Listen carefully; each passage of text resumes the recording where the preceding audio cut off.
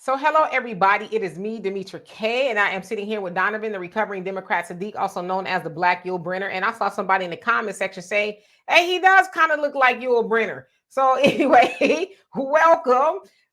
This is the podcast, so we are not live. I want to say that at the top of the hour, we are not live, but we will be back live. I have a very interesting topic for you. I think you guys will like it. And we have some interesting topics today as well. But I should also say that the purpose of the Demetra K Show is to promote Black love, knowledge, and understanding of all things that go on in the Black community to make us an even better people, with the emphasis on even, because we are a great people, but we can always strive to do better. And so at the top, I'm going to tell you what we're going to talk about. We're going to talk about Bishop Carlton Pearson. Some of you guys may be familiar with him. I think most of you guys will know who he is once I show you a couple of video clips, not too long, and kind of explain what happened with him and all of that. We're also going to talk about Snoop Dogg and how he said he stopped smoke. Okay, we'll put it that way. He stopped smoke. And I think it's something very interesting that we can extrapolate from that. Y'all like that word, extrapolate? And then also we're going to talk about Black Friday coming up. And you know what's the real cost of Black Friday really to Black people? And Donovan wants to go a little bit deeper to Black women. So anyway, Donovan, how are you doing? I am doing great. Had a good morning rant this morning in regards to my message to the young ladies out there that keep begging for money, even though we see them turning up in social media. Ladies, I'm just going to tell you guys this, and I know some of you guys, especially our co-hosts, are smart enough to know this. The revolution will not be televised. Do not be turning up on social media and doing all this other stuff that you do, and then begging for money because your $650 car note, not including insurance, is due, or your rent or mortgage is due, and you don't have any money. But we see you on trips and turning up on social media. So don't do that. But welcome to the Demetra K Show. I'm Donovan Sadiq. Do not forget to join us Sundays, 3 p.m. Pacific Standard Time, 5 p.m. Central Time, for the Demetra K Show, where you are also the co-host. Demetra, you're one of the only shows that actually have audience participation live. And I'm about to knock it off if some people don't come on here act like they got some sense. Right. So again, we thank you guys for joining us. Do us a favor. We got a banner at the bottom. And again, we are not live, but we got a banner on the bottom, and you want to continue to support Demetra K Show. Please, that is one way you can send 100% of your participation to the content creator. Also, and I was guilty of this, I recently signed up for the AfricanNewsChannel.org, where I can diaspora. .org. Yeah, .org, where I can get good content and things of that nature and do that. But also download the app, which is on Apple Play and the Google Play Store, Apple Store, and the Google Play. And download that so that we can talk about things and talk about subjects without being censored or monitored or whatever. And you can say things how you want to say it, when you want to say it. Talk about me any way you want to talk about me as you're going to do it. So please do that, because once we do that, we have our own conversations without having the trolls jump in. And if the trolls do jump in, at least they're paying for their trolling. So please join us for that. But this, ladies, if you guys look behind us, and gentlemen, I got a sign up. Caution, holiday madness ahead. And we're going to talk about that a little bit later, because we have this problem every year. So Demetra, let's get into this, because I think the topic that you're going to talk about, I might be familiar with, and I'm not exactly sure, but it's going to be interesting. So this is going to be my honest opinion about it. All right. So as I said, we're going to talk about religion, which I really rarely like to do. I think it's important, being that one of the people who was very instrumental in, I would say, the Black community and the world, Bishop Carlton Pearson, recently passed away on November 19th. He was 70 years old. He died of cancer. And so I'm going to play a couple of video clips, and then we'll get a little bit more into it and why I found it to be an important topic to talk about. So here we go. Is remembering the Reverend Carlton Pearson, who died yesterday. Pearson had recently entered hospice care due to cancer. He rose to fame in the late 70s and early 80s after finding the Higher Dimensions Church, which grew to a membership of more than 6,000 people. He received national attention in the early 2000s when he was excommunicated for rejecting the traditional Christian view of hell. New Dimensions was ultimately absorbed into All Souls Unitarian. Pearson was 70 years old. Are you loving? Are your generosity? All of your expressions of concern, care, compassion, sometimes sympathy, it's all been there. And you've all inaugurated it on your own. So this will be probably one of the last times you'll see me like this. So again, that was put on shortly before he died. He released that on the social media platforms. So let's remove this. Okay, and this was a clip of an interview that he did on CNN, kind of expounding upon it a little bit more. And then, of course, I'll give it a little bit more context. Why did you change your philosophy? Why did you go out on a limb and say gays are accepted in heaven, something that the Black church disagrees with? Well, not only the Black church, the church disagrees with it. And my gay friends, and I have several over the years, were some of the most sensitive, loving, creative, ingenious, generous people. Some are members of my family. I got tired of sending them to hell. It was the hell issue. They're going through it now, but these brilliant human beings spending eternity in a customized torture chamber, you know, it messed with my theology and my heart. And so I started preaching the gospel of inclusion, saying that Hindus, Muslims, Jews, everybody has access to the grace of the God we preach. And that not only a few Christians were going to heaven, and that's what got me in trouble with church. The devotion to the devil and hell is stronger, or as strong as anybody's devotion to Jesus in many of the Christian circles. Okay, so again, that was Bishop Carlton Pearson. Now I'm gonna give you guys a little bit more background on him. All right, so you know, as I was telling Donovan earlier, a lot of our parents are probably familiar with it, but he said his mom would not have been familiar with Carlton Pearson. So anyway, again, that was Bishop Carlton Pearson. Again, he died at the age of 70 to cancer a couple of days ago. Now, he had it 20 years ago, but it came back with a vengeance, and unfortunately, it did take his life. The other day, he first started off at the Oral Roberts University in 1971 as a student. So obviously, he was very influenced by Oral Roberts. You guys know Oral Roberts he is a giant in the world, or he was anyway, of Christianity. He also then went on in 1977 to form his own church, Higher Dimensions Church, which was in Oklahoma from in 1977. If I didn't already say that, it went from 75 members to about 6,000 members. It was a multicultural church, so there was people from all walks of life in the church. He also went on to, be one of two preachers, Black preachers, I should say, back in the day, to be on, have a national television show. He was on the, what's the name of that? Trinity Broadcast Network, so TBN. So again, we didn't see too many Black people on there, but he was one of them. He also founded the Azusa Conference, which was huge. It was international, and it went all over the United States. And of course, for an understanding, went to South Africa as well. He started that in 1988. So it's like a big time revival. Most people spend any time in the church, you know what a revival is. But that's what it was on an international level. They said each year, just in Oklahoma alone, because that was, the home base of it, would see like 70,000 people come to the Azusa Conference. So that's how big it was. Now, mind you, this is the 80s, 90s, right? He also had albums, and he was nominated for Stellar Awards, and I think he won some as well.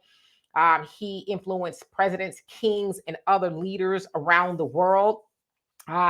He also then got in some trouble. So this is kind of why I want to speak about it. So shortly after that, after he had all this fame and everybody knew him and loved him, and the church was just raking in money. Okay, I want to really give that context because he was wealthy, right?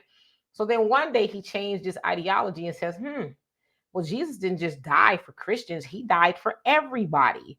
And he also went on to say that hell does not exist.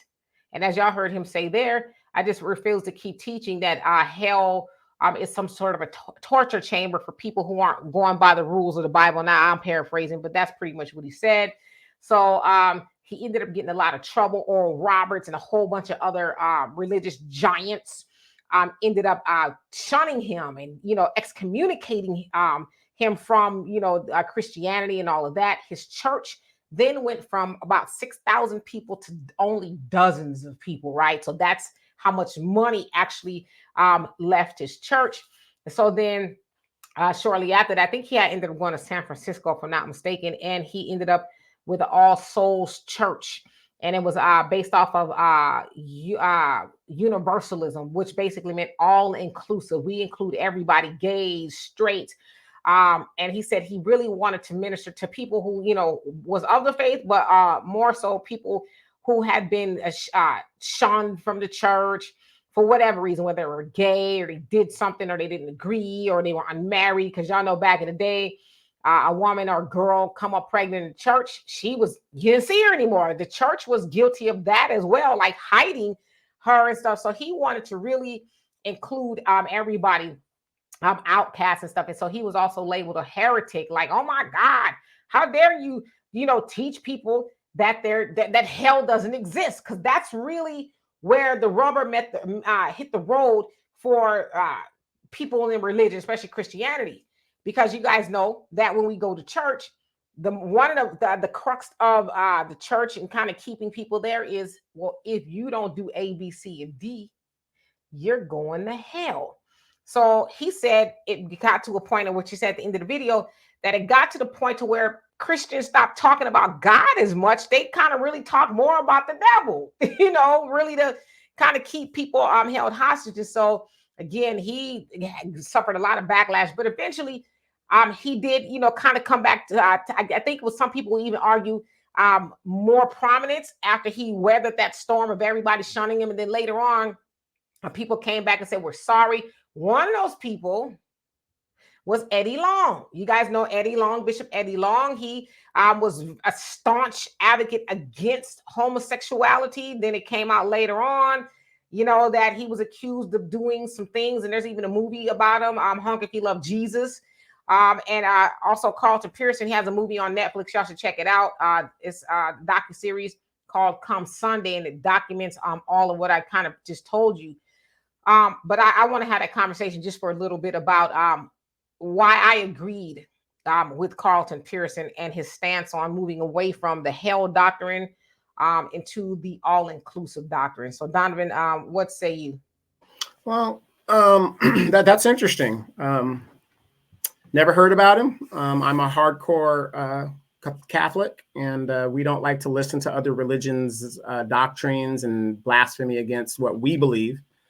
The Catholic Church has its own issues within itself, problems within itself, as we all know. But God's not going to is not going to judge me based on what organization I happen to be about. He's going to base me on my individual works. So that's interesting. I really, don't really have a big opinion in regards about it, because like I said, what I believe versus what other people believe are, two different things. Like I said, according to my Bible, people that live a alternative lifestyle is supposed to be hunted down, killed, and murdered. I mean, that's just how God says you're supposed to do that. Women that don't do certain things, it's all written in a Bible, depending on what kind of Bible you're following and all this other stuff. In general, the three major religions, they're all saying the same thing in some kind of paraphrasal. It depends on how indoctrinated you are to believe it. A lot of people will sit here and say, oh, well, the Old Testament has no relevance anymore because Jesus Christ came and it's in all that. Well, that's BS by the way I believe, because then you're saying that the Ten Commandments has no relevance. The book of Leviticus has no relevance.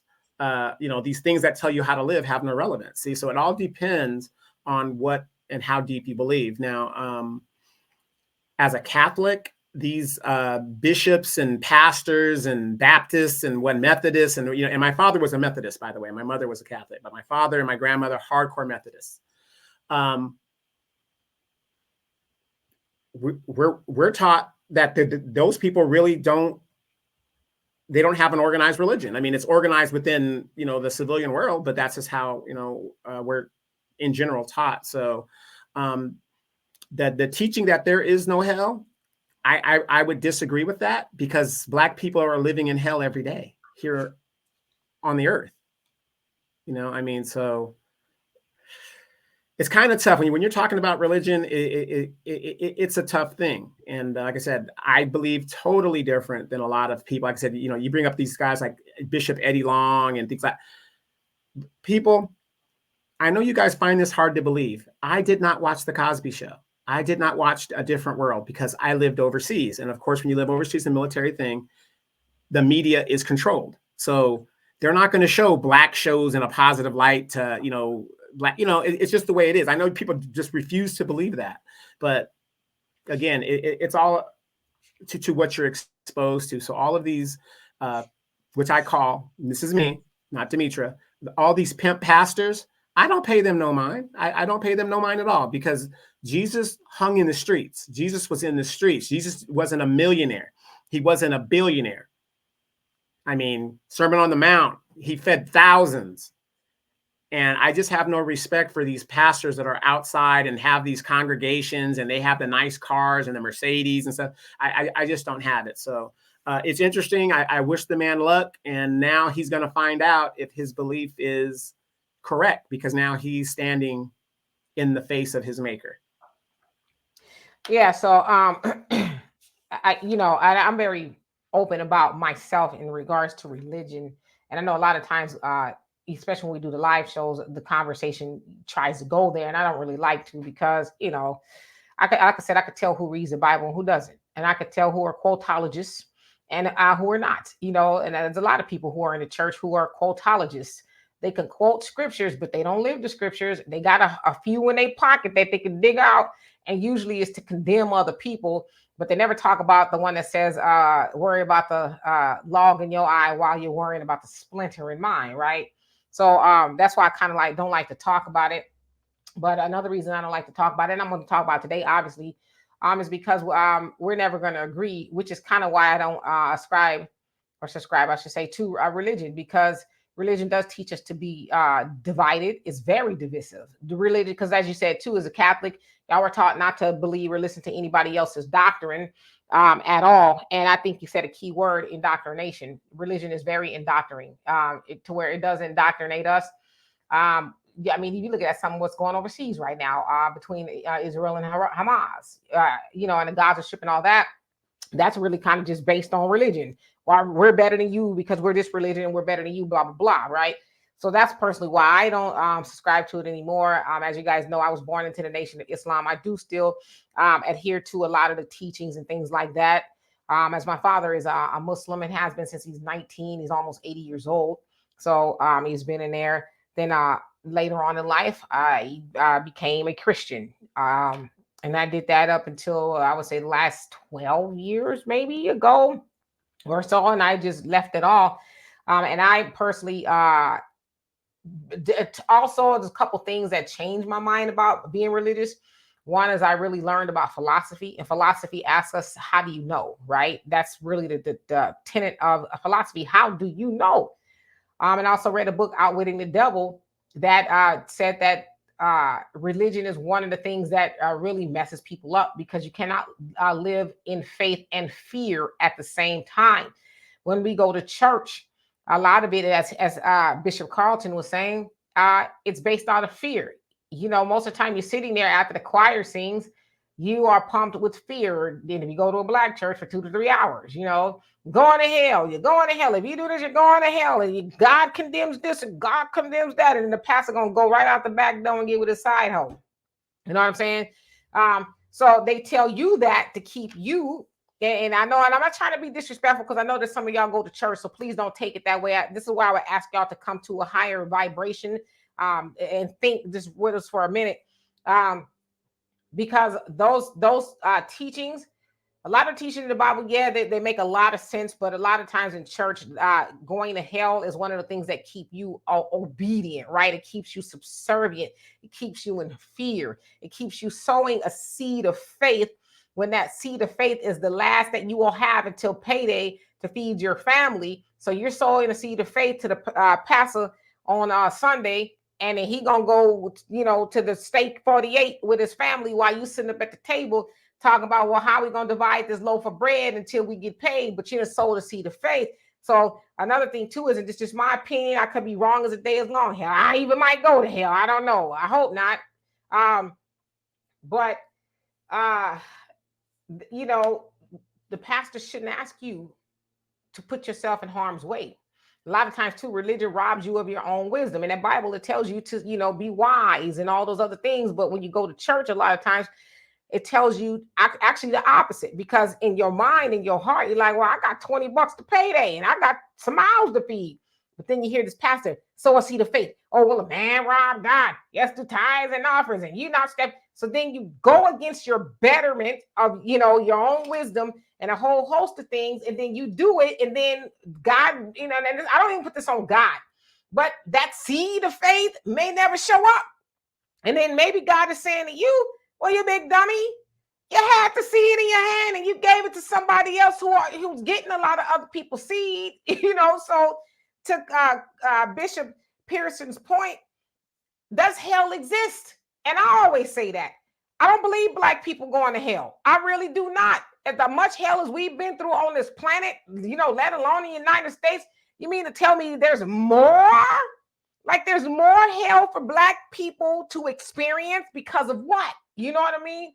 Also, for me personally, I know that I wasn't there, but on the plantation, that's what they did to keep our warriors, our queens and our kings and our great people who were not. Now he talking to y'all who said, well, we was already here. Talking about the people who was here, that brought here, and some of the people that were already here, y'all were enslaved as well.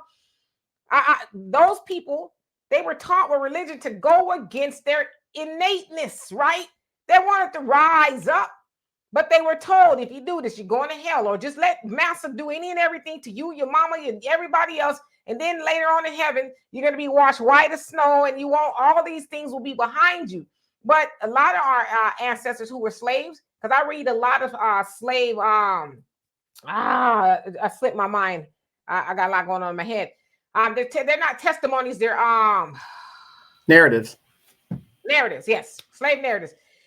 A lot of them said, we didn't believe that bullshit. We just went along with it, because if we didn't, we're going to get a whip to our back. But something tells us that you're telling us we're going to get, if we're not obedient and we don't do right, then we're going to hell. Then where the hell are you going for doing what you're doing to us? So they didn't believe it. They just had to go along with it. And so I agree with Bishop. And, what hell are you talking about? And as I always ask people on the show, if heaven exists, why are you still here? Why are you still here? And do you know anybody who said that hell does that? Hey, I've been there. It's pretty. We don't know. Or might heaven and hell be here in the now? Well, here's the funny thing. I'm glad you brought that point up. When I hear these prosperity pastors and the people that follow them talk about, well, when you're dead and gone from here, all this hell you catch in here, when you get up to heaven, you're going to have a mansion, you're going to have a Mercedes, whatever. What? See, that's why I know people don't know what they're talking about and they're not true believers. Because if you think heaven is anything like being down here, why would you want to go? Why would you want to go? If you're in heaven, why would you need a house, Demetra? Why would you need a house? Why would you need a Mercedes? Why would you need anything? Because you're in heaven. You could make it appear how you want it to make it appear. And then if everybody's in heaven, why would there be a hell? Why would there be an earth? I mean, I'm not saying not to challenge and not to believe what you believe. But the thing is, sometimes you got to use logic and wisdom and make it make sense. Because if we're on this earth, if heaven is anything that is like this, then it wouldn't be called a paradise. It just wouldn't be. And I do, in my belief, I do believe only a certain number of people are going to heaven. The rest of us will be back here on the earth serving and doing what we got to do. And another thing is a lot of people on our show and a lot of people that know me, they think that I'm a misogynistic, toxic Black man, whatever the deal is, right? And, that is awesome. And that is great that you think that.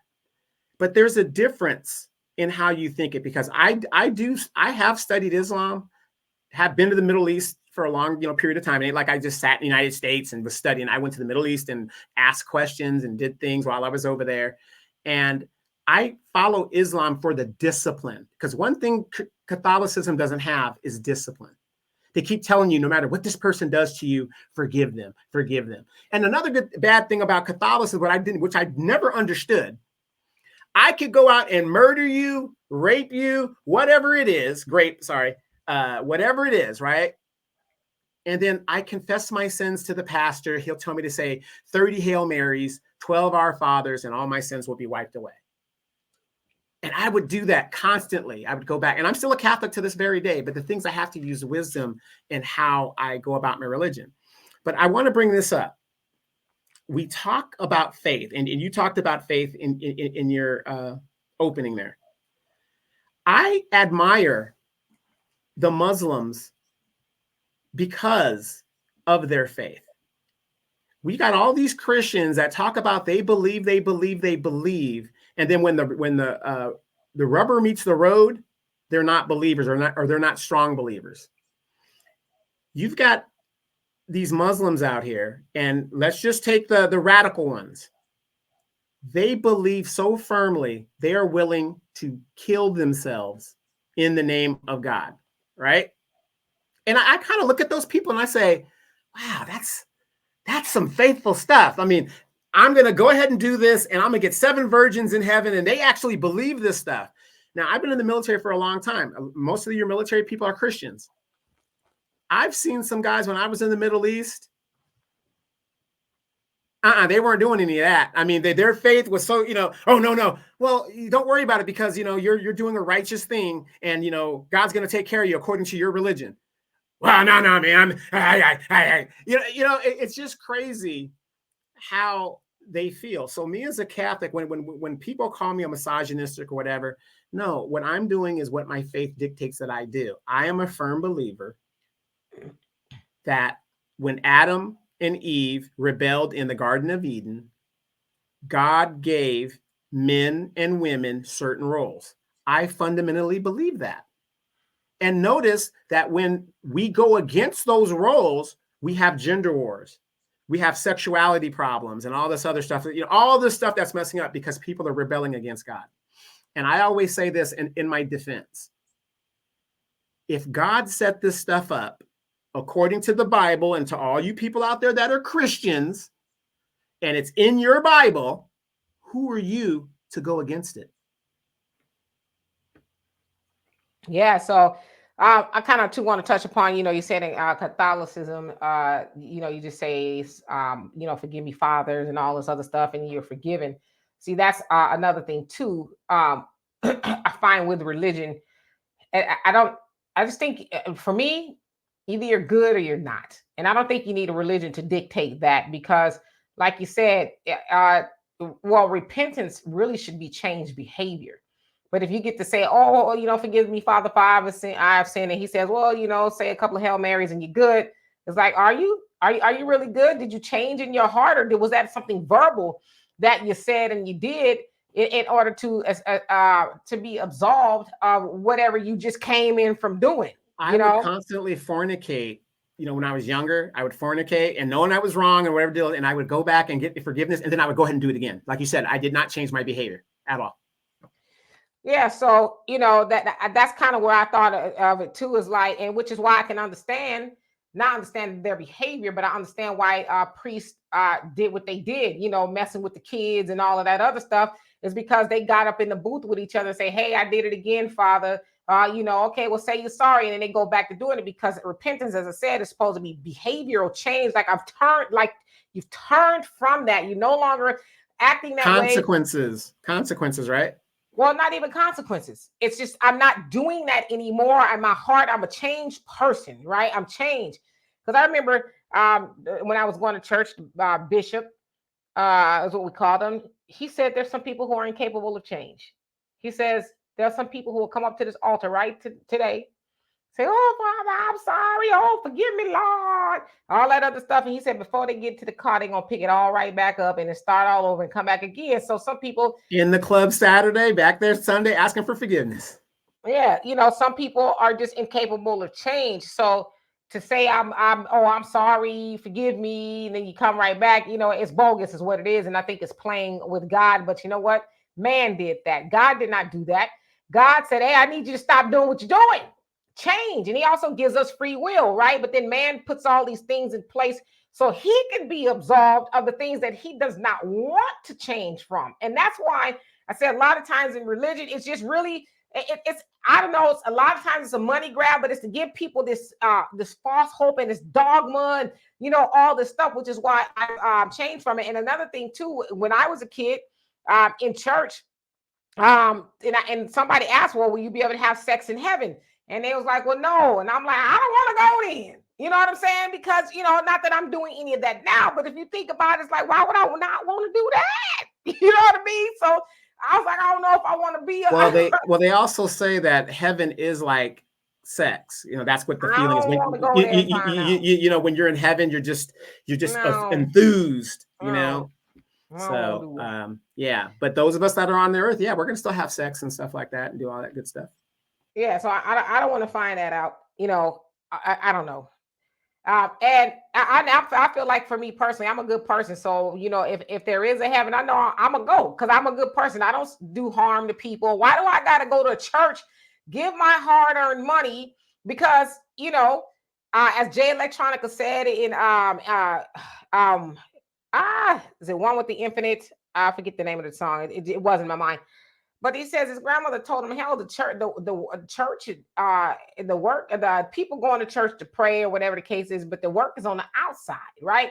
So why do I gotta go to church to go to heaven? I'm a good person. I do great things. I help people. I'm, you know, I don't cause any harm. So I don't believe that I'm not going to heaven because I don't step into a church and I don't adhere, you know, to a specific religion. And as far as, and we've been taught to the whole doctrine of, well, not necessarily in Christianity. It's more like the rapture, but other religions talk about those only 144,000 people are going to heaven. It's like, well, what the hell am I doing? I'm not going to be competing, with 143,000 other people that are more righteous, right? That have different. Yeah, or whatever, 143,99,000 people.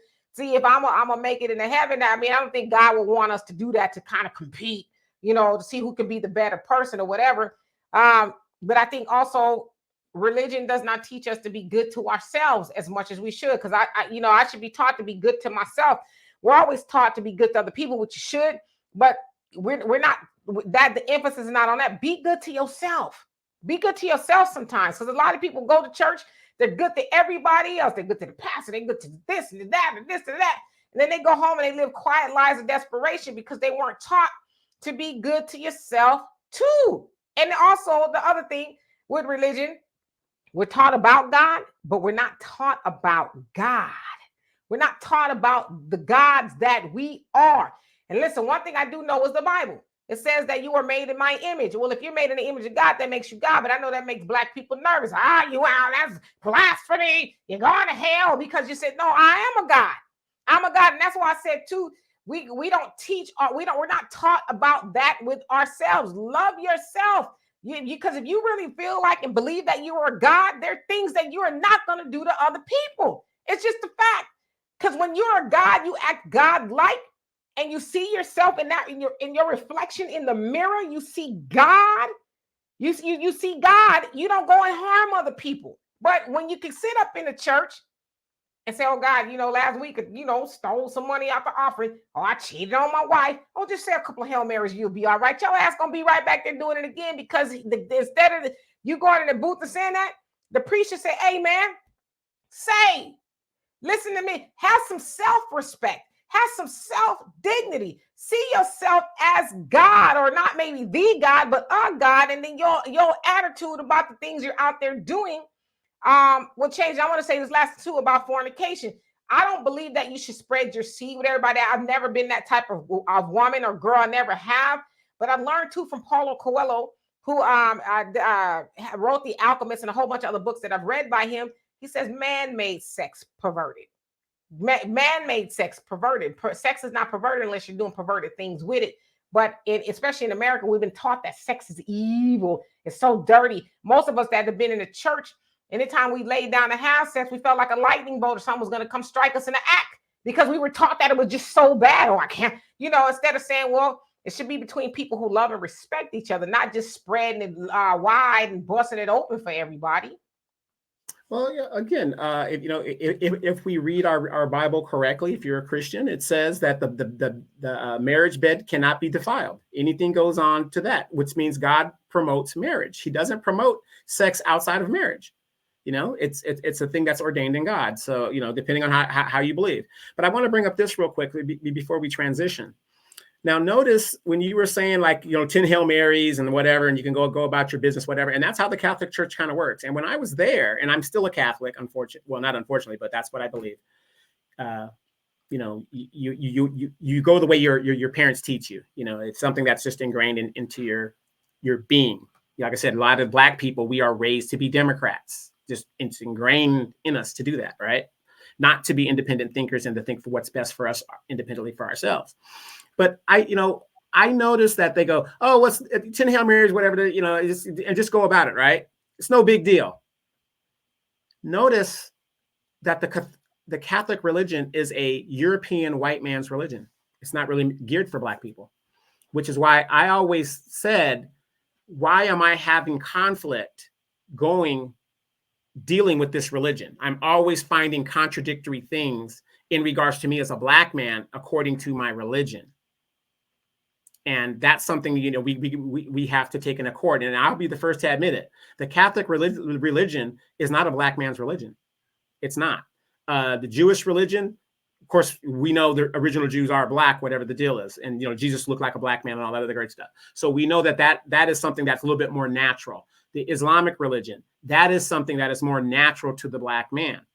When you go to those countries, most of those countries before the white man stepped in there, it was Islam was a Black man's religion, and Judaism was a Black man's religion. Catholicism is not. Notice that when we came to America as slaves, most of us were of Islamic descent, and they took that religion away from us. They made us Christians and Christians and Christians and Christians.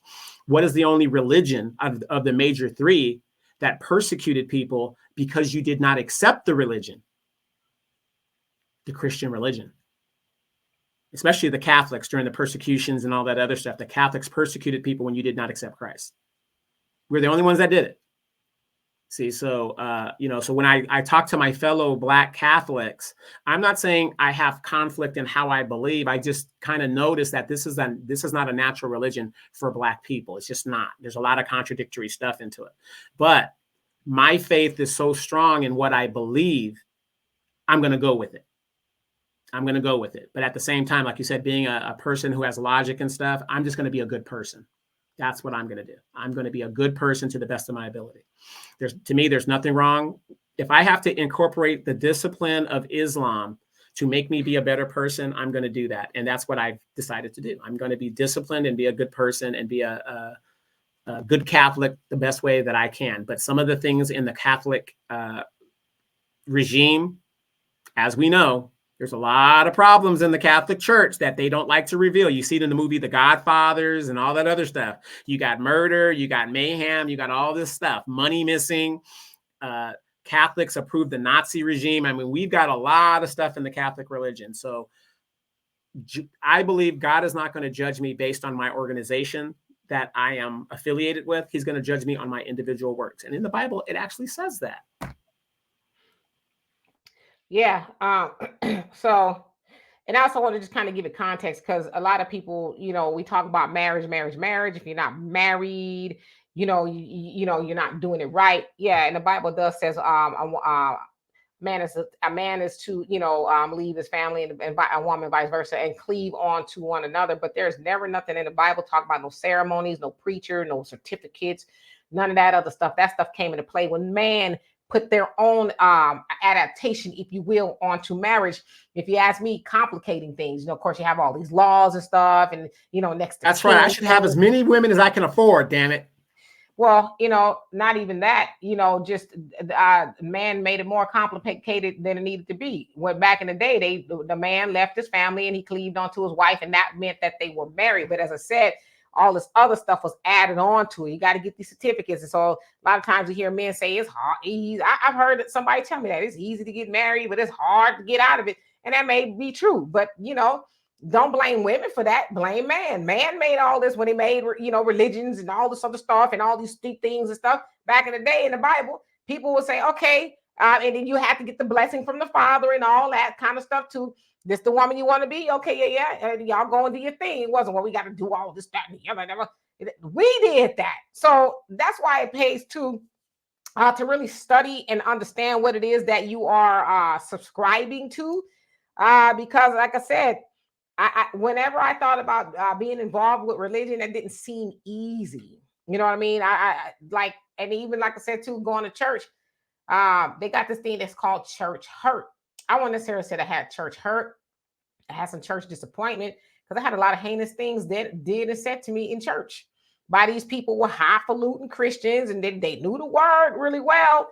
But some would even argue that a lot of times the word was used as witchcraft, you know, to keep people scared and subservient and thinking, oh, well, if you go do A, B, and C, and D, you know, you're going to die, or you're going to go to hell, or you're going to get struck by lightning, and all these other adverse things, to you really just kind of being a free thinker, right? Like, like I said, I'm a good person. I wake up and I pray, and, you know, and I wish good to things. But see, the other thing is too, the Bible says be doers of the word, not just hearers of the word. You got a lot of people hearing the word, but it says doers of the word. So are you out there? Are you helping people? Are you being kind to people? Are you doing what, as they say, what would Jesus do? That was a popular term in the 90s. What would Jesus do? It didn't say, what would Jesus say? It said, what would Jesus do? And so you were supposed to take that acronym, if you will, and go do as Christ instructed you to do, as it says in the Bible. But a lot of people don't do that. And like I said, I've had a lot of people, even not too long ago, a highfalutin Christian, you know, do some things that I know damn well wasn't in the Bible. You know what I mean? And that particular person, you know, will fool everybody else into making them think, oh, she's a great Christian. She's got these women groups and stuff, but then she did something that was so horrible to where it's like, now, if there's a heaven, your ass ain't going. Okay. If there's a hell, for sure, there's a spot in there for you. But those people, they masquerade as, oh, I'm a, you know, so a highly blessed and favored, and I'm a sanctified and all this other stuff. But then when you really get to see them, as they did in Oz, they peeled that curtain back, and you can see who was really back there. That's a lot of people in the church.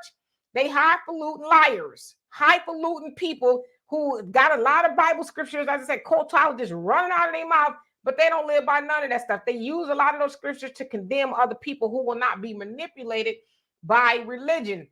And I just happen to be one of those people. But like I said, for any of y'all want to test me, or you don't know what you're talking about, listen, I got 2 degrees from a Christian university. I have spent a copious amount of time in the church, and also born into the Nation of Islam. I feel like I need to run my resume down, because a lot of people, as I said, they like to say you don't know what you're talking about, which is why I don't get into religion, because now somebody probably gonna get in the comment section and say, oh, well, that's why in this religion, that's why I ain't part of your religion. That's why I ain't in part, because one thing I hate too is when people say, oh, they ain't seen you in a long time. What church home do you go to? I don't have a church home. Oh, well, why not? That ain't your business. Don't the Bible tell you to mind your business, work with your hands as you've been instructed to do? That's what it says, right? Don't tell you to mind my business to try to convict me, you know, because I don't got a church home. I got a church home as my house. That's what my church is, you know. But that's all I really have to say about that. But, you know, RIP to, and I know a lot of people have a lot of things to say about him, but that's what people do. They try to run you down to death, say you this, that, the other. Now, you know, and that's the worst thing. Somebody that talks bad and ill of the dead. That's one of the worst things. Yeah, and I really didn't want to bring up because that was kind of why he got backlashes, because he said, I'm welcoming gays into the church. Well, we know gays are in the church. They've been in the church. When I was in the church as a kid, the choir, or he was the choir director, but he was in the choir, the soprano, you know, like it wasn't said that he was that, but we all knew, even as a kid, it's like, nah, some, you know, little extra. There was always a sweet young man in every community. Yeah, but even then, I was like, well, does it make him a bad person that he doesn't adhere to what we would adhere to? And as I said, some of these pastors, I'm not saying mine, but, you know, because he's passed away now, but a lot of these pastors telling you you're homosexual, you're going to hell, and right after he gets to telling you that he's going to a side piece house. So it's like, well, aren't you going to the same? Are we going to the same place eventually? You know, so RIP to, you know, Bishop Carlton Pearson. He was one of the people that really changed a lot of people's ideology and minds about the institution of religion and how damning it is. Yeah, as I said, church can sometimes felt like hell on earth to me. So, well, and let me add this real quick as we transition. It's also the fault of the church that Black people are in the condition they are politically here in the United States. These pastors aren't like Martin Luther King that were in the streets marching and doing the work out there with the people. The Black church in general is so aligned with the Democratic Party that benign neglect. They are guilty of benign neglect to the very people that they're supposed to serve and help. And that's just a fact. If you don't believe it, show me where these churches are out there in the community doing the actual work. If all these Black churches in these poor Black neighborhoods where the liquor stores are and the violence is, the church is right there, and show me the work that those churches are doing outside of those church walls, if they're doing anything at all. And that's one of the problems that we have here in the United States, is that our churches, to me, in general, they have, gone to the point of money. They just want the money. They don't care about anything else. They're not doing God's work. absolutely. So we're going to transition, but like I said, RIP to him. One of the, I think, free thinkers who stopped, like you said, damning people to hell because their lifestyle was different than his. So y'all can do what y'all want to do with that. I didn't even mention that so people could get to arguing about what people are doing. But y'all who go to the church, as I said, Bible says worry about the log. Okay, it didn't say the splinter, because when the premise of that is, says you worrying about the splinter and somebody else's eye, you got a big giant log in yours and you ignoring that. How can you blink or even see right with the log in your eye and be up in somebody else's business, right? So like I said, I didn't mean, say any of this so people can get into a fight in the comment section about religion and all that other stuff. Do with it what you will, Yeah, but the funny thing is, the people that are fighting, they're not consistent churchgoers or whatever else that they're doing. I mean, I myself, I'm not a consistent churchgoer. So those are the people that they're going to do most of the fighting. The people that are really living that life, they're not even going to be in the comments. Yeah. So, again, reflect upon that, because at the end of the day, heaven and hell is what we make it here on earth. Believe it or not, as I said, too, religion tells us to that wait for it, right? Wait for it. You're going to go to heaven. Nah, hell to the hell to the hell to the no pun intended. I want my heaven right here on earth. I'm not going to suffer and endure all this pain and strife and stuff and then take a gamble on it. Maybe it's going to be different somewhere in the sky. No, because what the other thing is too, not to even belabor this, the very people, especially here in America, that taught us that heaven is somewhere else and hell is somewhere else. You see them every day living their heaven as they exact hell on everybody else. And here we are still running around hooting and hollering in the church, swinging from the chandeliers and doing torpedoes in the pews over something they done told us. But anytime if you don't live in a great neighborhood, go in their neighborhood and ask them, and ask yourself, does this look like heaven or hell to you? As they're, riding by in their fancy cars and does that look like they living in hell to you? So why you don't think you could get that? And that's why I said too, we as Black people really need to unindoctrinate ourselves and believe that you are worthy, that you are a God as well. When you see yourself like that, you start treating yourself like a God. And other thing too, Donovan, I also want to say too, that sometimes religion teaches us lack. And that's why I want to say one thing I want to say about my father. And my mom, I didn't learn lack. I did not. I didn't learn you can't. Oh, I would, but they taught us, get off your ass and go get it if that's what you want. So Absolutely, I agree. My belief as the roles of men, and that's why it kills me when women talk about they want equality, whatever. I mean, if these women are following the Bible, do you know being a man is one of the hardest and most it's just a terrible condemnation to be a man, because we have to work until we're dead. I mean, just out here it's just crazy that I see women want to do what men want to do, and it's just crazy. So in there, I've been condemned as a man to work until I'm dead, and that was by God. Period. Yeah, you know, but it also, if you read the Bible, there's a lot of, if you think about a condemnation of women as well. I mean, what woman in her will sign up to have a monthly every month, be having cramps and giving, you know, having painful childbirth and these are the all those other things. consequences of our actions in the Garden of Eden, right? Well, I mean, but is it a consequence? If you're bringing forth life, something that's good, is that really a consequence? That's the You know what I'm saying? consequence So that God put down. That's just how it is. But that's what man told us. That's what man again, you know, you have your belief, I have my belief. That's the way Right. God set it up. It is what it is. Man set that up because ain't nobody got no proof that God even wrote that doggone Bible. Man wrote that Bible. That Bible been written by 452 people. On this planet. Again. Everybody has how they believe. So absolutely. All right. So let's go ahead and switch to this.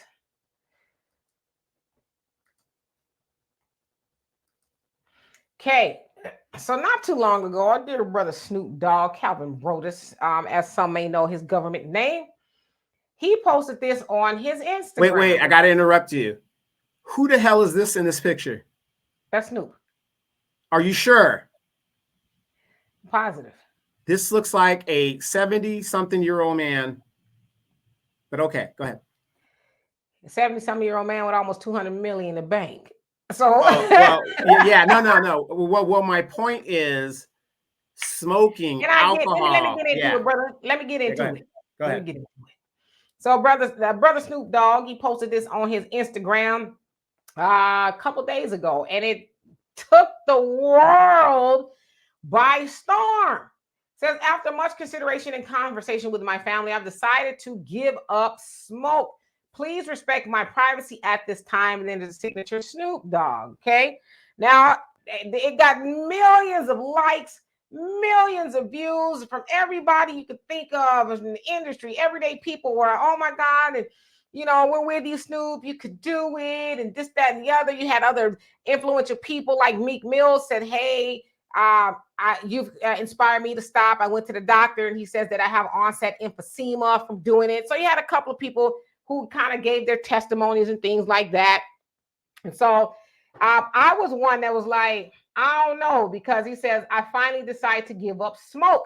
When you decide to give up smoking, you say, I decided to give up smoking. You don't say smoke. So right there, and you know, I have a marketing and advertisement background. So I kind of figured something was a little bit sneaky about that. And so yesterday, he, and between the time he posted this and yesterday, he's, you know, oh, please respect my privacy. And he's kind of listening to music and he's just sad and he's somber, kind of making it seem like he's going through the motions of, you know, smoking marijuana. Now, of course, the guys have lived under a rock. Then you wouldn't know that Snoop Dogg has a very serious, you know, marijuana, if you will, habit. Like all day long, every time you see him, there's smoke everywhere. And he just, you know, he's got these kush and all this other stuff, right? He's like, you know, a lot of the people say, well, you can't get addicted to marijuana. Shut up. Yes, you can. Okay. All right. So that's what's him. He had it coming out of his ears everywhere you could think of. So people are really shocked by that. All right. So then yesterday he has this ad and he's talking about, because, you know, I'm paraphrasing. You guys know that I've given up smoke and all this other stuff. And he's sitting outside and he's got the stick. And then it pans to the smokeless barbecue pit. He said, that's right. I've given up smoke. I've given up my clothes smelling bad and my hair and this, that, the other, the smokeless barbecue pit. So everybody's like, what the, you know? Now I laughed about it. I thought it was ingenious because everybody's like, oh my God, I thought you quit smoking weed and all this other stuff. And I was really about to do it. I was about to stop smoking weed. They felt like, you know, they had been had.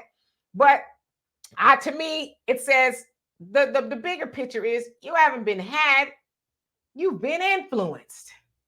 You've been influenced, and it's the thought of influence is creepy and it's kind of good. But I say creepy because y'all followed this man and y'all didn't know where he was going. Y'all didn't even think really like, that's why I said there's a lot of times because we don't critically think as people, we just go for it. I saw right away, I know if I quit smoking, I'm going to say I quit smoking. I'm not going to say I quit smoke, you know, but I knew right away it was something esoteric going on with that. But people were influenced. They shared private stuff and all this other stuff. And this man is joking. He's got an ad. That's some ambassador for some damn barbecue pit that's smokeless. That's what he was talking about. And all these people were influenced. So it's like, you kick your own ass. Kick your own ass for allowing somebody who's doing his thing to influence you to the point of, now I'm not saying it's a good, it wasn't a bad thing that he was influencing to stop smoking weed. I think it was good, but you only did it because Snoop Dogg did it, not because your doctor baby said you're gonna get emphysema, you're gonna die. The stuff you're smoking now is not good for you. You didn't do it for those reasons. You did it because Uncle Snoop did it. Tell on yourself, why don't you? Good point. Good point. I'm going to keep my response short. I just want to say this. We talk about addiction, right? You can't get addicted to marijuana, but you've been smoking it for 20 years. Isn't that addiction? Isn't that addiction? So. Isn't that addiction? Because, smoking is an option. It ain't like food where you got to have it to live. You don't need marijuana to live. So whenever I hear people talk about, you can't get addicted to marijuana, you can't get addicted to this or that, something that is optional, and you've been smoking it. And I think Richard Pryor did a skit on this years ago. He goes, my friend's been smoking, cocaine, been doing cocaine for 15, 20 years. They ain't addicted. Listen to the madness of that. They've been doing it for 15 or 20 years and they're not addicted. Yeah. And of course, we've had this conversation before. And, I cut you off because, I did want to get into that. Yeah, Snoop Dogg, he's our age and he looks very old, like very old. And as I was having a conversation with somebody once before, I said, I don't drink and smoke. I drink occasionally, like it has to be an occasion. Like I don't just sit at home with some wine and just drunk all the time, and I have to have a nightcap. It's rare. Like when it gets cold, I might make myself a hot, what they call a hot toddy, or something like that for cold and flu, or just something nice every once in a while. But I don't do those things. You know why I don't do those things? For one, obviously for health reasons. For two, I'm vain in that way. I don't want nothing because listen, gravity is already gonna be kicking our ass, right? And the last thing I want is for my looks to go down because I'm smoking cigarettes, I'm smoking weed, I'm drinking, or whatever drugs of your choice, of letting people get on my damn nerves. I don't let people do that to me anymore because that'll age you. So I don't partake in those things. And I know most people I know that smoke weed, they look older. They look a lot older than they are. I'm like, wow, you're black lip. They look like New Jack City crack fiends to me. I mean, it's horrible. And see, yeah, the black lip thing right there. No shade to anybody smoking weed. I'm just telling y'all about me. I don't want no black lips. Because can you imagine how it would look under this red lipstick? It look burgundy. I like true red lipstick, right? See, the thing is, in the 70s, when people smoked marijuana, Bob Marley and them, they didn't have black lips. Something is going into this new stuff that they're putting out there. But nowadays, too, like you said, back in the day, people wasn't smoking it all damn day. I need me some kush, or I need me some this, or I need me some that. Most of it was recreational. Recreational meant, hey, we do it every once in a while. It's leisure. But now people have not even just with marijuana, but a lot of people turn a lot of things that should have been leisure into everyday. Like, I've never smoked weed, and some people say I don't believe you. I never have. I was never influenced in that way. I never have. I've never done any drugs. Yeah, same here. I never want to do any of those type of things. But I know people who did, but I didn't know people who do it all the time. Because I don't hang out with people like that. Not to condemn them like they're horrible people. I don't think that. I just don't want to be around that type of stuff because I know when people are inebriated to some degree, whatever they're on, they don't always have the greatest logical skills. And I know also that kind of stuff does alter your body. It does, kill your brain cells and gives you. I just choose not to do that. But like I said, I'm vain in that way. I don't want nothing dragging my looks down, especially if I can help it. But yes, it's most definitely addicted. Because like I said, back then I do it once a week. Now people do it wake and bake throughout the afternoon and in the evening. And it's just all day. No, I have friends now. They're doing weed with their grandchildren. They're doing it and they're influencing their grandchildren because what it is, the grandkids get into it and then they can get the good stuff off their grandkids. And, you know how people are cheap like that. You could pass. My mother always told me this about drugs. If it is so good, if drugs is so good, why would you want to share it? Why would you want to share it? And to me, that always made sense.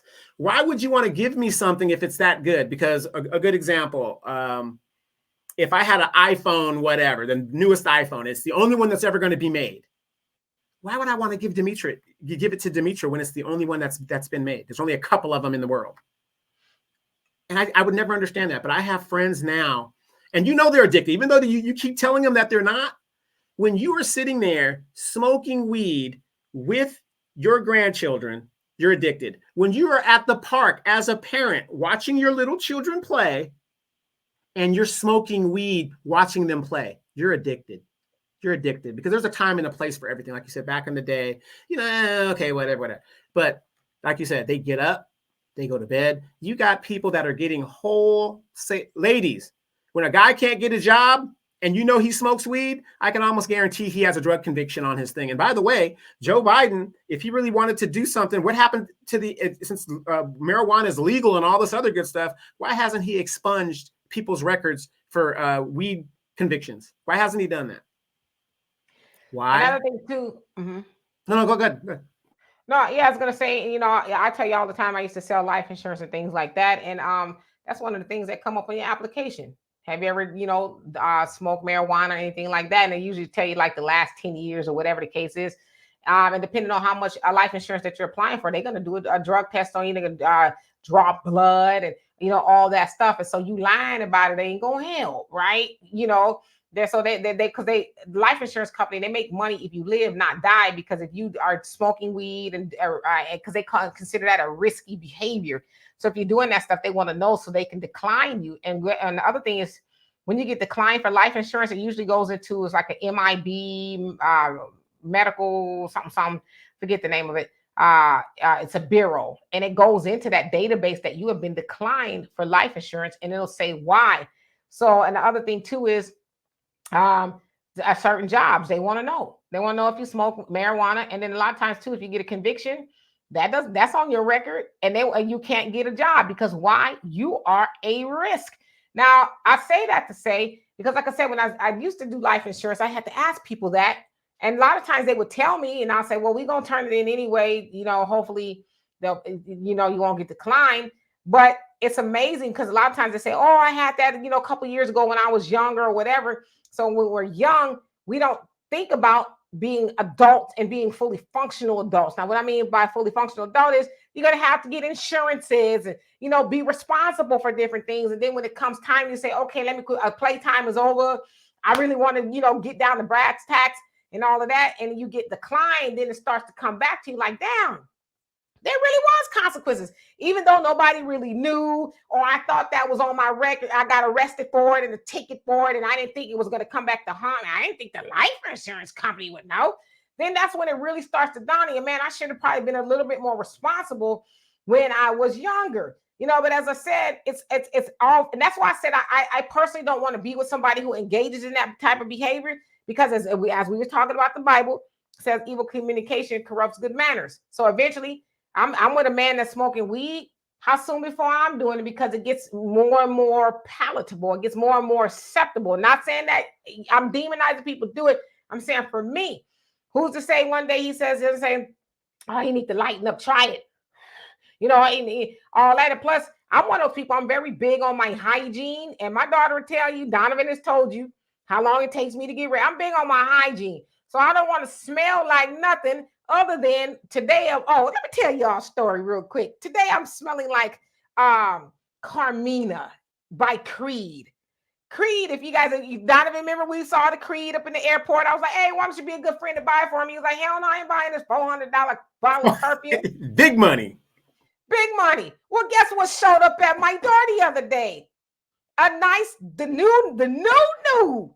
Wait. Remember when they used to get those little sample little bottles that come in your thing? Those little ones, and you used to take it, just dip it, and kind of go to school. Hey, Deanna, bring me my bottle of Creed. It showed up at the door. I mean, the packaging was amazing. It was this nice box. I didn't even want to throw it away. I was like, I'm gonna repurpose this box. Is that what was on the credit bill when I looked at the credit? Nah, brother. It was all by surprise. It showed up at my door. I did a happy dance. and all kind of stuff. And it got a little big giant book. It's like the presentation is next level. Okay, when I say next level, Dad, how much was this bottle of perfume? Like so almost. That better be a damn gallon. Oh, look, I could get you something for $16 that smells just like it. I don't want to smell like Badussy, okay? But listen, this showed up at my door, okay? By surprise. And this ain't no cheap bottle of perfume. It's, over $400 bottle of perfume. So this one, but I was even talking about that. Not to tell y'all about how somebody blessed me. I'm big on my hygiene. Okay, I don't want to smell about like nothing but whatever I'm wearing at the moment. Okay, I don't want to smell like no weed all up in my hair and in my clothes. I have yet to smell weed that isn't stank. That stuff is stank. It's just it's offensive. For y'all that don't smoke weed, how y'all tolerate people who do it? Be in their clothes, be in their car, be in their house, how do y'all tolerate? I mean, I couldn't do it. Because I'll tell y'all a story. And this is why I'm telling y'all I can't do it. Because my ex-husband, he did it. And it was just like, dude, you took a shower and you smell all right for now, but then you go back out and it was just so gross to me. It's a gross habit. My wife smoked cigarettes and I couldn't take it. I literally gave her an ultimatum. It's either cigarettes or it's me. Guess what she chose? The cigarettes. Yeah. You know what? That right there should tell you. But my thing is this, though, and I'm going to kick your ass a little bit, Donovan. You had no business even picking a woman that did something you didn't like. But see, a lot of times... I didn't know. She said she had given it up. I didn't know. That's what happened. I concede that because my ex-husband, I didn't know he did that stuff either until I did know. I was like, wait a minute. Because if I would have known, I probably wouldn't have gotten with him because that's just not... I don't like cigarette smoking. The weed thing. No. Everybody knows I'm a big square. Donovan, he's flying airplanes. He's on his different, don't even try to offer it to him because he's just a square like that. Don't do it around me. I don't want to smell it. But the thing is, if you get with somebody who do that, who the hell are you to tell them not to do it no more? You know what I mean? And then they go ahead and they choose that over you. Nah, I ain't gonna stop. That ought to tell you all you need to know right there, because I'm telling you something. I love people and I love them dearly. And there's a lot of things I would give up for that person. But if they telling you I ain't giving up my weed, my cigarettes, or none of that stuff for you. Well, in my wife's case, she felt like a lot of women because she has that funk box that's all it was going to take to break me down and stuff. And I told her, and Demetra, you know me for a long time. I'm very hard-headed. I'm very, determined in what I believe and what I want to go. If I tell you, and I tell you straight, I mean what I say, you better believe it. And she couldn't believe that I wouldn't break down and give her consideration, whatever, because unfortunately, when we're having our intimate moments, you could smell it. It's coming out of her pores. And I'm just like, no. And if it was going out of her pores, it was probably going out of her holes too. Exactly. And that's what people don't understand, y'all. Exactly. Yeah, because what you put in your body, it's got to come out. You know what I mean? So it's like, I ain't gonna get too graphic now. I ain't gonna get too. No, graphic. but just to imagine you want to be with this person, and because that you can't, you just can't do it. I mean, it's just something that some people. Well, I wouldn't care with. That's you. Me, And then I have to stand on my square, because if I don't stand for what I believe, how's this woman going to respect me? How is she going to respect? Oh, Donovan. Oh, I'll just do this and he'll just give it to me anyway. No, I'm going to be what I say I am, and that's one thing. I don't know what anybody says. I know everybody says I'm a big square or whatever, but one thing people can say about me is I mean what I say, period. Yeah, and you're not going to get with something you don't want to get with. Like I said, I mean, I don't fault people for smoking weed or drinking, but I fault the people who for getting with them and trying to make an issue out of it. That person probably been a weed head for a very long time. And you coming along and offering your wonderfulness is not going to make them stop. It's a personal decision. They're going to stop because they want to stop, not because you laying the pipe real good and all this other stuff. Because they got their own pipe. They had it before you got there. They gonna do it because they want to, not because you want them to. I mean, I'm such a square that, like, how sometimes you're in your friend circle and then there'll be other friends that come in, and they would tell these other people, oh, don't even offer Donovan, don't even go by Donovan with that. They would tell them, they go, oh no, I'm just gonna, no, my friends would tell him, nah, he's not even, don't even think about it. Yeah, he's not, he don't know what peer pressure is. And I was that way too. I didn't know what peer pressure was. I'm like, man, you better miss me. Well, I ain't doing none of that. Because I just never bunked with the peer pressure, and that's what it is. And again, I'm not knocking anybody who does partake of the plant. It's just not something for me. I don't want to be with no man that's smoking it because it's an expensive habit, and I want to be with somebody who's a photo, because I could be silly. Those of y'all who know me personally, y'all know I'm silly or whatever, but I want to be with somebody who is mostly in their right mind and don't need to be buzzed, as they would say, or either taken to another realm to survive life. Now let's survive life in our right mind. See right there, what you just said. They're buzzed, right? My mother always told me, and my mother never did drugs. My brother doesn't do drugs. We're just a big square family. We're just square like that. I don't do cigarettes and like that. But you just said that right there. I'm a logical thinker. How the hell, if this woman is smoking weed, how do I know she is in her right mind? How do I know? And with all this stuff that you're seeing with P. Diddy, P. Booty, whatever his name is, whatever, this woman, I'm not saying women do it, but I'm just saying, how do you know she's in her right mind? How do you know? She could come back and say, well, hey, I wasn't really doing it. And I'm not saying that's going to happen, but I'm just saying, what if I was a man of means and, I work for Boeing, I'm making 6-7 figures, you know what I mean? And, I'm with this girl, she was smoking weed one day, and, I wasn't in my right mind at the time. And then he, no, I don't want to be around it. Donovan, I say about you, and I've always said this about you. One thing about Donovan, he loved the thoughts, he loved the women, he loved them all from all walks of life. He does. But when Donovan find out she on that bullshit, she got to go. I'm like, damn, man, you ain't give her a chance. Nope, she got to go. Because I remember one time Donovan, like I said, Donovan, he talk a lot of nonsense. I like him natural. This woman, she was beautiful. She had this long hair, and I don't know, it may have been hers. I don't know, but she was very beautiful. Some of it was. Yeah, right. So she was very beautiful and stuff. Then one day he wasn't with her no more. I said, "What happened, man?" And he told me she was participating in some chicanery that kind of came to visit him, and he was like, "Oh hell no, she got to go."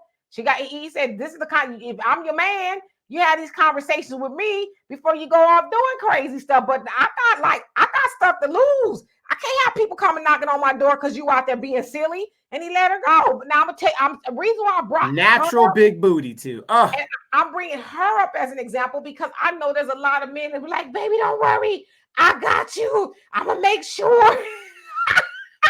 They would have went to the clink over this woman, but Donovan was like,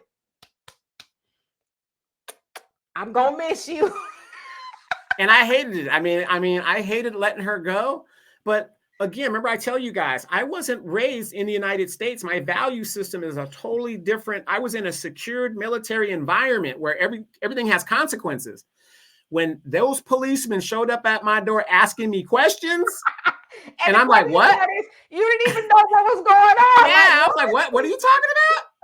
And we're talking about some serious jail time here, people. We're talking about, ain't no coochie that good. I'm sorry. Donovan was like, wait, what? I'm serious. They were reading me this woman's rap sheet, and I'm like, what? She did what? How? What? Sat in my think chair and said, damn, I have to let this good sex go. I had no choice. It was just done. Yeah, but again, Donovan, a lot of men would have been like, that's a chance I gotta take. I'm not letting her go on me because she was gorgeous. I could see a lot of men wanting to be with her, but Donovan was like, it's so hard. I'm gonna miss you. Right. I still have flashbacks. This very day. What happened to her? A matter of fact, wait. It was so bad. Misty, my cat Misty, that originally was her cat. Wow. Yeah, y'all was all in. Mm-hmm. Yeah. He said, I had to let her go. But you're talking about some serious charges were coming down. I asked Donovan, he says, and you got to think about this, fellas. Okay, I get caught up in it. Now I've got a record. So all that good money that I was making, I can't make anymore because now I have a felony record of something that had nothing to do with me. your But I got caught up in it. certifications, your government clearance, all that is out there behind something. What's behind the booty? I think we should feature that as the first segment. What's behind the booty today? We're going to be talking about my brother Donovan. Yes. Sadiq. Yes. Yeah, exactly. And then I'm going to tell you guys this, a quick tip. Do not let the police in your home unless they have a warrant. Because that guy knocked on my door, Demetra, long story short. He's like, well, can I come in? I was like, hell to the no. What you coming in here for? I just want to talk to you about, no, you ain't got, we could talk on the sidewalk if you got to talk to me. Right. He interviewed me on the sidewalk because I was like, what is going on? He said, Donovan said, neither one of us wants to be the first to say. Neither one of us. Woo! What's that song by Angie Stone? It's kind of a mix of that. I'm gonna miss you. They have the backstabbers beat. That was a different one. I wish I didn't miss you. That's an iconic album. I don't care what nobody. It is. I love it. Yes. So anyway, y'all, that was hilarious. But like I said, Donovan is one of the only dudes I know that means what the hell he say. I've seen Donovan cut a couple of baddies loose, a couple of them loose, and I'm like, golly, what does she do? Well, wait. When I go to the DR, my Chapiadora's down there. Every game these girls try to play, I'm just like, nah, I'm good. Because I'm skilled like that. I lived overseas, so I know this. Like right now in the DR, there's mass flooding in the southern part of Hispaniola, the whole island of the DR. 21 people have been killed. And my Chapiadora, the girl that I know down there, I just texted her and I said, hey, is everything okay? I just heard about this. She was like, oh yeah, Poppy, everything is great. The power is out, no food, this, that, right? I said, well, I was just checking. That's it. Let me know how it goes for you. Right. Because what this woman is going to infer is, I've got no food, this is happening. Could you Western Union me, whatever? And you got a lot of simps up here that will fall for that in Western Union. No. If the power is out, I can't do anything to you, even if I wanted to. So your refrigerator don't work anyway. So anyway, we love and appreciate every last one of y'all. We will be back. I think we have a pretty interesting topic. But in the meantime, you guys, again, go over to africandiasporanews.org. Please do your best. Sign up. So the more we get people over there, then the less we are dependent upon these platforms. As Donovan said before, a lot of times people complain, we can't say this, we can't say that, we can't say this. Well, y'all can't say what you want to say on other people's platform. Y'all know what I mean by other people. But our own platforms, we have a lot more liberty to be us, right? And we know as Black people in America, we are stifled, right? Our thought, our speech, everything is stifled. But whenever we get our own people that have put the money and the effort into getting our platforms, I make a lot of excuses not going over there. So again, africandiasporanews.org, that is the move. And the payment plans are very reasonable. They're not asking for $1 million. They're very reasonable. I mean, you guys spend that on Starbucks in a day. Yeah, or you spend it on YouTube sometimes for some of your favorite creators and all that other stuff. Go and commit to that, like our own platform. We commit to everybody else's platform. Hell, how many of y'all have been on OnlyFans? You know what I'm saying? So we got news you can use over there. I'm just saying, I ain't trying to convict you, brother. That's your business. I just want to bring it home, something that you can really, resonate with. But anyway, we also have ways to donate to this channel if you see fit to do that. We love and appreciate you. PayPal, Venmo, Cash App. You can also get a membership and all that. But at the very least, please like and subscribe to this channel. We love and appreciate you. See y'all at 5 p.m.-ish Central Time for our live conversation. Peace.